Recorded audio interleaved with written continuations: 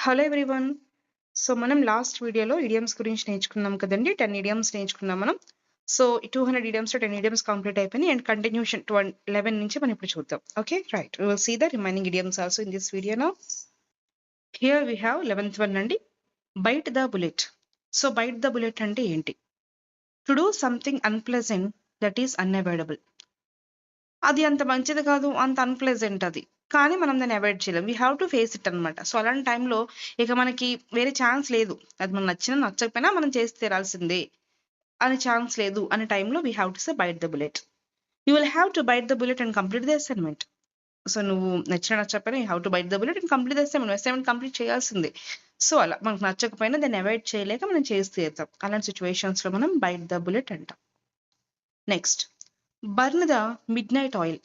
Burn the midnight oil అనే idiom ఎప్పుడు use చేస్తామంటే to express to work late into the night. కొంతమంది చూడండి లేట్ నైట్ వరకు వర్క్ చేస్తూనే ఉంటారు. Like one day preparation late night అంతా చదువుతారు.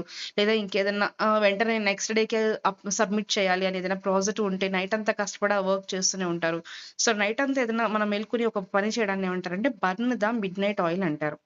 For example, she burned the midnight oil to finish her project. So ఆమె ప్రాజెక్ట్‌ని ఫినిష్ చేయడానికి నైట్ అంతా కూర్చొని వర్క్ చేసింది. సో అలా the ball is in your court. The ball is in your court. ఓకేనా? దాని మీనింగ్ ఏంటంటే ఇట్స్ యువర్ డెసిషన్ నౌ. అంటే నేను చెప్పాల్సింది చెప్పేసాను. ఇక నీ ఇష్టం. నీకేదనిపిస్తే అది చెయ్యి అంటూ ఉంటాం కదా! సో అలాంటి టైంలో దాన్ని యూజ్ చేస్తాం. I have done my part. Now the ball is in your court. అంటే డిసిషన్ ఈజ్ యువర్స్. ఇక నీ ఇష్టం. అలా అన్నమాట. అలా చెప్పినప్పుడు the ball is in your court అంటూ ఉంటాం మనం. నెక్స్ట్ చూడండి, కట్ కార్నర్స్. కట్ కార్నర్స్ అంటే మీనింగ్ ఏంటండి? To do something badly or cheaply. అంటే బ్యాడ్‌గా ఏదన్నా మంచిగా కాకుండా బ్యాడ్‌గా చేయడం, లేదంటే చాలా చీప్‌గా చేయడం. అర్థం ఏంటంటే అడిషనల్‌గా ఎక్స్‌పెన్సెస్ అనేవి తగ్గించుకొని చీప్‌గా చేయడం అండి. For example, they cut corners when building the house. Now it's falling part. అంటే బిల్డింగ్ కట్టేటప్పుడు చాలా చీప్ ప్రొడక్ట్స్ వాడి లేదా చాలా బ్యాడ్‌గా ఇష్టం వచ్చినట్టు కట్టిస్తారు. ఇప్పుడు ఏమవుతుంది బిల్డింగ్ అనేది నౌ ఇట్స్ ఫాలింగ్ పార్ట్. ఇప్పుడు అది పడిపోవడానికి సిద్ధంగా ఉంది. సో అలా అన్నమాట. అంటే ఏదైనా ఎక్స్‌పెన్సెస్ తగ్గించుకోవడం గానీ, లేదంటే గనక ఏదైనా కొంచెం లైక్ నాణ్యత లేకుండా చేయడానికి గానీ, మనం వాడడాన్ని కట్ కార్నర్స్ అంటాం. ఓకేనా? చాలా చాలా ఇంపార్టెంట్ ఇది కూడా. మనం కూడా డైలీ లైఫ్‌లో యూజ్ చేస్తూనే ఉంటాం. హిట్ ద సేక్ అంటే అర్థం ఏంటంటే to go to bed. To go to bed. Example, I am tired. I am going to hit the sake. నేను చాలా అలసిపోయాను. ఇక నేను వెళ్లి పడుకుంటాను. ఓకేనా? మీరు హిట్ ద సేక్ అనే వర్డ్ కూడా చాలా చాలా ఇంపార్టెంట్ అండి. చాలా ఎగ్జామ్స్‌లో అడిగారు ఈ వర్డ్ అనేది. గుర్తుపెట్టుకోండి. హిట్ ద సేక్ అంటే ఏంటి? Go to sleep. అలా. Miss the boat. Oh! No, I miss the boat అంటే అర్థం ఏంటి? మిస్ చేసుకోవడం. బోట్‌ని కాదు ఇక్కడ ఆపర్చునిటీని. ఒక ఆపర్చునిటీని మిస్ చేసుకోవడం. I missed the boat on investing in that company. So నేను ఆ కంపెనీలో ఇన్వెస్ట్ చేయడం అనే ఆపర్చునిటీని నేను మిస్ చేసుకున్నాను. ఆ కంపెనీలో ఇన్వెస్ట్ చేయడం అనే ఆపర్చునిటీని నేను మిస్ చేసుకున్నాను. I miss the boat to get job in that company.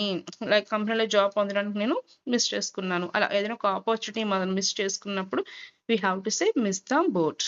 Next, and cloud 9 అంటే అర్థం ఏంటంటే వెరీ హ్యాపీ. ఎవరైనా చాలా ఎక్స్‌ట్రీమ్‌గా హ్యాపీ ఉన్నారనుకోండి, we have to say on cloud 9. She is been on cloud 9 since she getting after the job. ఆమెకి job వచ్చినప్పటి నుంచి ఆమె చాలా హ్యాపీగా ఉంది.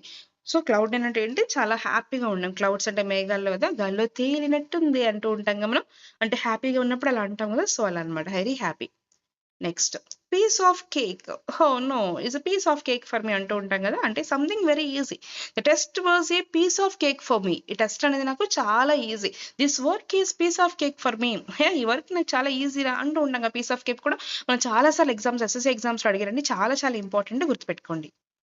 నెక్స్ట్, బెండ్ ఓవర్ బ్యాక్వర్డ్స్ అంటే అర్థం ఏంటంటే to try very hard to help someone. ఎవరికైనా మనం హెల్ప్ చేయడానికి చాలా కష్టపడ్డామండి. Try very hard to help someone. She bent over backwards to make him comfortable. అంటే అతన్ని కంఫర్టబుల్‌గా చేయడానికి తను చాలా కష్టపడిందనమాట. అంటే వాళ్ళకి హెల్ప్ చేయడానికి మనం కష్టపడ్డాం. ఏదో వాళ్ళకి మనం హెల్ప్ చేయడానికి కొంచెం హార్డ్ వర్క్ చేస్తాం అనమాట అలా. Add fuel to the fire అంటే ఏంటంటే మేక్ బ్యాడ్ సిట్యుయేషన్ వర్స్. అసలే వర్స్ట్ ఇంకా బ్యాడ్ చేశాడు. His rude comments added fuel to the fire. అసలే చండాలంగా ఉన్న సిట్యుయేషన్. అతని యొక్క కామెంట్స్ అనేవి ఇంకా ఏం చేస్తుంది, దీన్ని ఇంకా ఎక్కువ చేసేస్తుంది అనమాట. అంటే ఉన్నదాన్ని ఇంకా ఎక్కువ చేసాడు అనమాట. ఓకేనా? అది. నెక్స్ట్. ఓకే అండి. So this enough for this video. So next వీడియోలో మనం రిమైనింగ్ చూద్దాం. ఓకేనా? Thank you. మీరు వీటిని యూజ్ చేస్తూ ఉండండి. అదేవిధంగా important note for you. So competitive exams, bank, SI constable, అలాగే కోర్ట్ ఎగ్జామ్స్కి అందరికీ కలిపి ఇంగ్లీష్ అనేది కామన్గా ఉంటుందండి ఇప్పుడు కూడా. సో అన్నిటికీ కలిపి సూపర్ 30 అనే కోర్స్ని ఒకటి లాంచ్ చేస్తాం. అది మండే నుంచి మీకు స్టార్ట్ అవుతాయి క్లాసెస్. సో ఎవరైనా ఇంట్రెస్ట్ ఉంటే కనుక మీకు కింద డిస్క్రిప్షన్లో వాట్సాప్ లింక్ ప్రొవైడ్ చేస్తాను.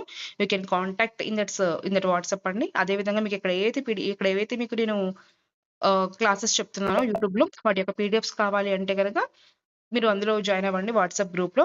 ఆ వాట్సాప్ గ్రూప్లో మీకు ఇక్కడ చెప్పిన క్లాస్ ఏ రోజు క్లాస్ ఆ రోజు పీడిఎఫ్స్ అనేవి అప్లోడ్ చేస్తాను. మీరు ఆ పీడిఎఫ్స్ని చూసుకుంటే ఇవి ప్రిపేర్ అవ్వచ్చు. ఓకేనా? Thank you my dear students. మీకు కనుక ఈ వీడియో నచ్చినట్లయితే మీతో పాటు ఇంకా ప్రిపేర్ అవుతున్న ఫ్రెండ్స్ ఉంటారు కదా, దయచేసి వాళ్ళకి కూడా షేర్ చేయండి. Thank you. బాయ్.